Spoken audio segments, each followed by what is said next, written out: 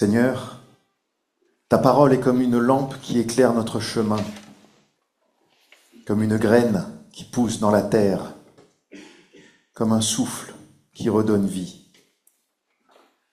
Ouvre nos yeux pour voir ta lumière, ouvre nos oreilles pour entendre ta voix, ouvre nos cœurs pour accueillir ton amour. Par Jésus-Christ, la parole vivante, nous t'écoutons et nous t'aimons. Amen. Les apôtres dirent au Seigneur, « Donne-nous plus de foi. » Le Seigneur répondit, « Si vous aviez de la foi comme une graine de moutarde, vous diriez à ce mûrier, « Déracine-toi, plante-toi dans la mer. » Et il vous obéirait.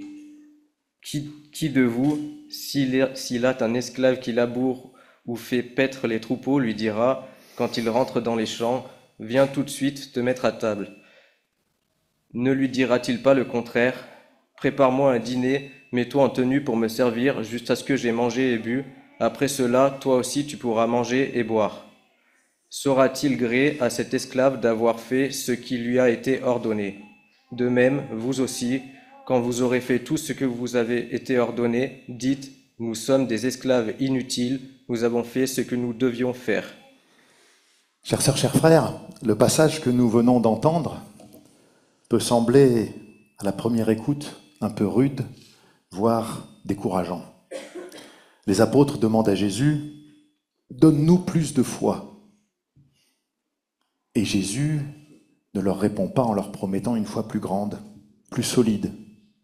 Mais il leur dit, « Si vous aviez de la foi comme une graine de moutarde, » puis il enchaîne avec une comparaison qui nous déroute encore, celle d'un serviteur qui, après avoir travaillé toute la journée, doit encore servir son maître, tout cela sans attendre de remerciement. Mais si nous prenons le temps de nous arrêter sur ces paroles, de les écouter, vraiment, nous découvrons un chemin de libération, un appel à la simplicité, à l'humilité et à la confiance.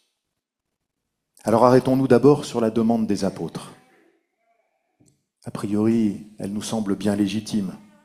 Eux qui suivent Jésus, qui voient ses gestes de guérison, qui entendent ses paroles de vie, sentent bien que la foi n'est pas un acquis une fois pour toutes. Ils expérimentent leur propre fragilité, leurs limites, leurs doutes, et ils demandent, « Seigneur, donne-nous plus de foi. » N'est-ce pas aussi notre prière à nous encore aujourd'hui, quand nous faisons face à des épreuves, quand nous traversons des temps de doute, quand nous avons du mal à prier, ou quand nous voyons un monde secoué par la violence et l'injustice, nous disons, nous aussi, Seigneur, augmente notre foi. Mais la réponse de Jésus est surprenante. Il ne promet pas une foi plus grande. Il ne dit pas, vous avez raison, il faut la renforcer, l'augmenter. Non, Jésus choisit de déplacer le regard. Si vous aviez de la foi comme une graine de moutarde. La graine de moutarde, à l'époque de Jésus, alors encore aujourd'hui, elle n'a pas grossi, mais à l'époque de Jésus était l'exemple même de la petitesse. Forcément, il ne connaissait pas les atomes. C'est une des plus petites semences connues en Palestine. On la voyait à peine entre les doigts.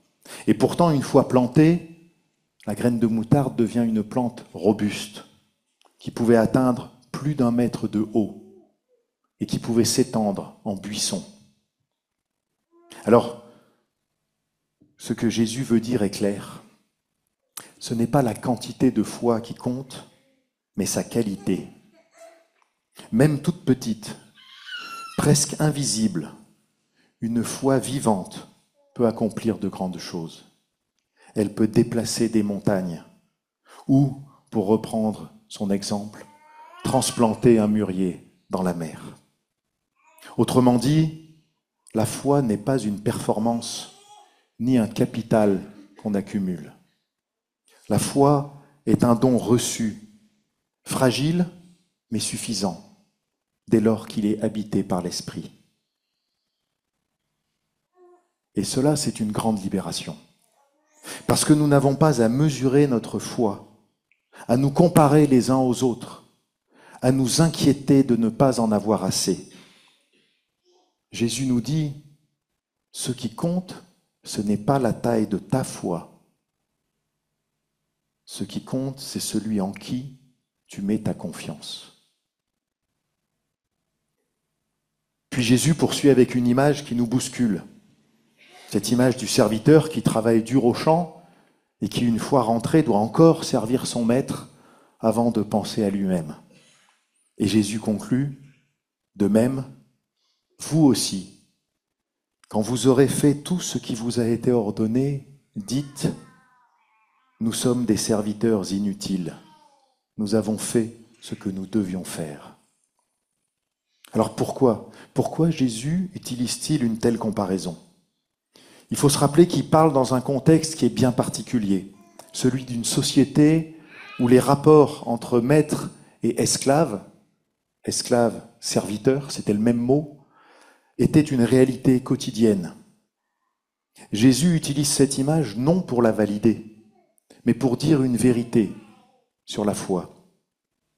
Nous ne sommes pas devant Dieu comme des employés qui accumuleraient des mérites ou comme des serviteurs qui attendraient une reconnaissance. La foi n'est pas une transaction.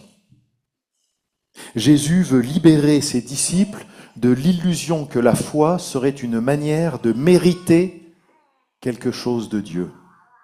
T'es d'accord, hein, Miraël? Puis il y a de l'écho en plus à ma gauche, c'est super. Soutenu par la jeunesse. Merci.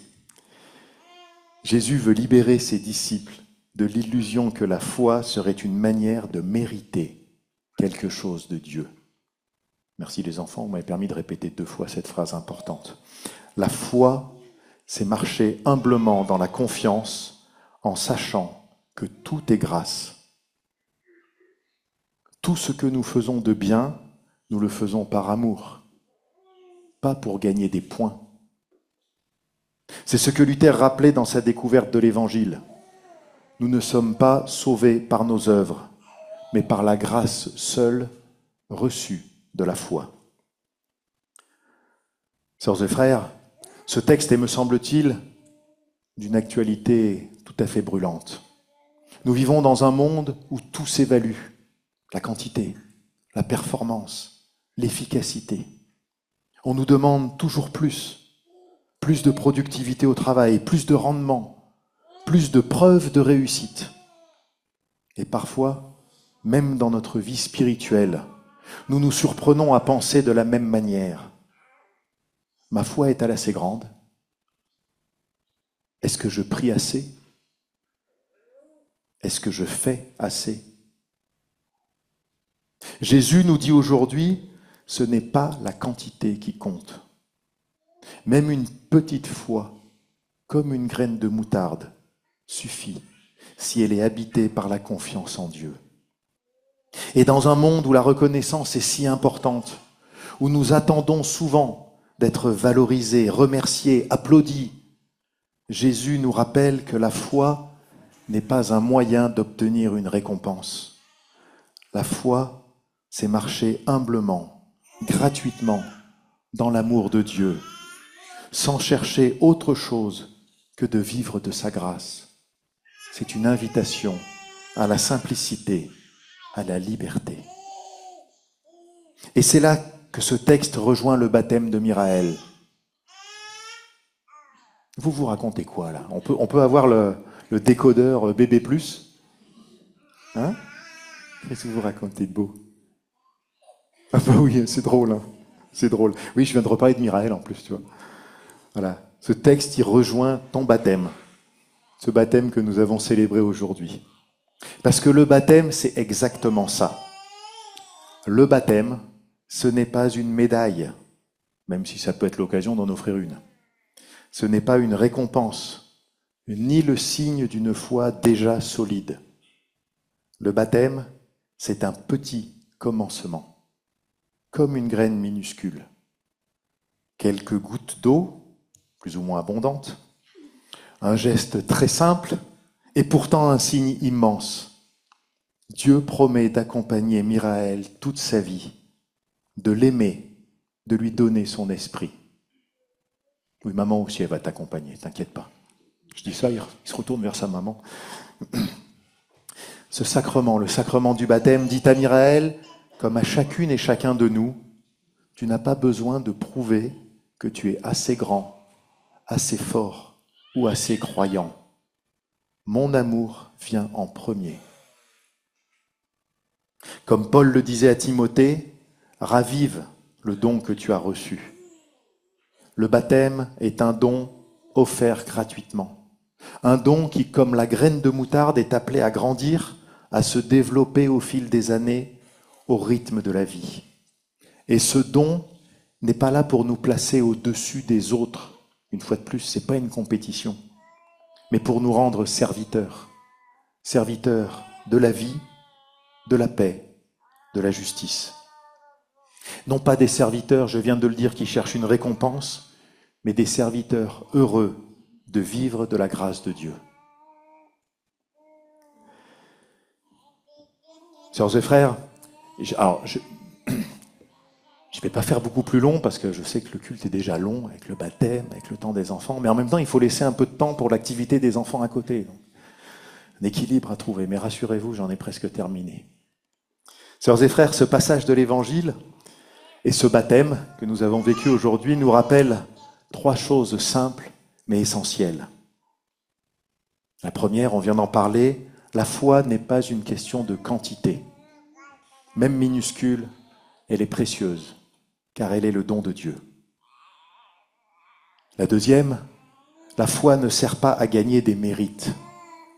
Elle nous invite à marcher humblement dans la grâce et l'amour.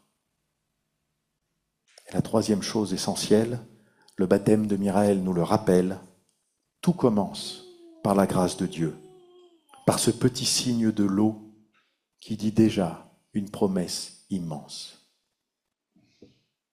Alors aujourd'hui, confions-nous à ce Dieu qui fait grandir la graine de foi en nous. Souvenons-nous de notre baptême et avançons, non pas comme des héros, mais comme des serviteurs joyeux, heureux de vivre de l'amour premier et fidèle de Dieu. Amen.